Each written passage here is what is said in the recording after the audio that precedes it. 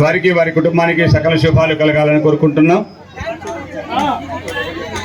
కోజట్ల వినయ్ సరిత దంపతులు కూడా అన్నదాన కార్యక్రమంలో భాగస్థులై పాలు పంచుకొని, అలాగే స్వామివారికి హనుమాన్ చాలీసా 41 సార్లు పారాయణం చేయించడం కోసం మనకు ఖమ్మం జిల్లా వాస్తవులు సుందరకాండ శ్రీనివాస గారి దంపతులు చక్కటి సంగీతంతో మనకు హనుమాన్ చాలీసా పారాయణాన్ని అందించారు.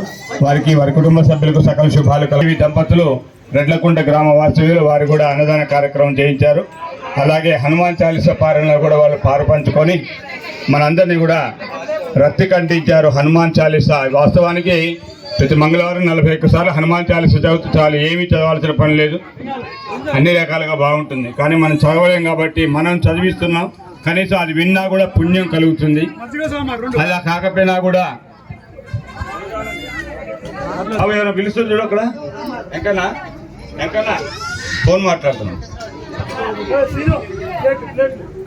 మొత్తం చదవకపోయినా కూడా కనీసం శ్రీరామనామం జపిస్తూ ఉంటే మంచిది. శ్రీరామ అనుకుంటూ స్వామివారి రామనామాన్ని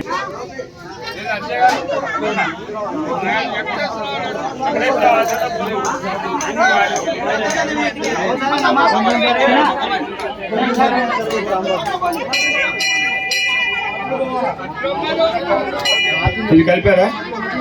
ఓకే, అందరూ దయచేసి లైన్లో రండి, నిశ్శబ్దంగా ఉండండి, చెప్పులు లేకుండా రావాలండి. అందరూ కూడా అన్నప్రసాదాన్ని ప్రసాదం లాగానే భావించి తినాలండి.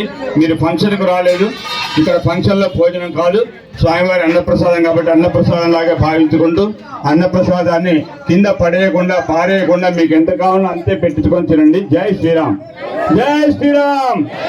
అన్నదాత సుఖీ భవ, సుఖీ భవ, సుఖీ భవ, సుఖీ భవ. రైట్, ప్రారంభించండి. నిదానంగా రండి, తొందరపడకండి.